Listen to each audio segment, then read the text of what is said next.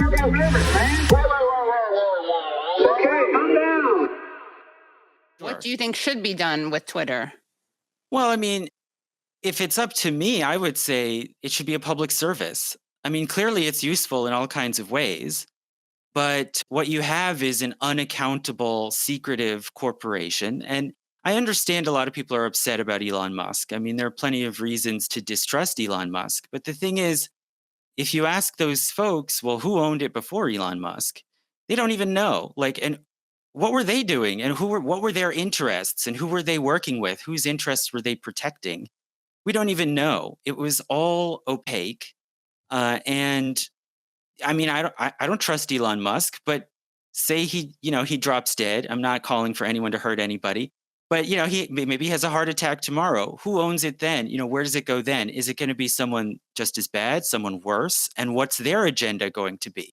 So as long as these companies are traded on the private market, we're all at the mercy of whoever can plunk down whatever amount of money it is, a few $1 billion, and do what they want with it, or just shut it down. Maybe it just fails, right?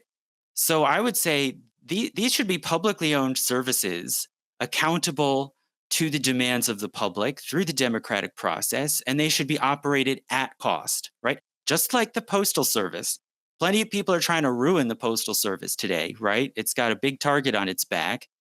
But I live in a rural town, and a town like this couldn't exist without the post office. I mean, the amount of goods, information that you can get to almost to your door, for me, it's down the street, at incredibly low cost, at an actually affordable rate. It's amazing. And a lot of America just couldn't function without a nonprofit, publicly owned post office. And I think that the same standards should be applied to these crucial services dealing with commerce and the exchange of information online.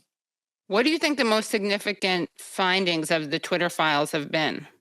Well, I have to say I haven't looked and combed through them closely, but I mean, I can say there are certain things that are undeniably significant, like the fact that there were several dozen FBI employees who basically their main job was combing through Twitter and looking for things that they found suspicious or dangerous, and basically telling Twitter, and to be fully fair, it does seem sometimes Twitter said no, but basically telling Twitter through secret back channels, we want you to suppress this, we want you to censor this.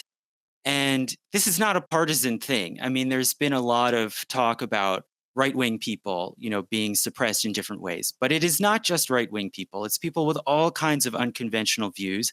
Left-wing people, World Socialist Website has been mentioned. And I would say the biggest single issue that gets people silenced or censored or fired or canceled in America is speaking up for Palestinians. And I know you can speak to that, of course. Right. True story. Yeah. That's an issue that I think leftists need to remember when kind of not all leftists, but sometimes I think leftists, because they rightfully oppose certain forms of hate speech, I think sometimes they can be less critical of censorship than we should be.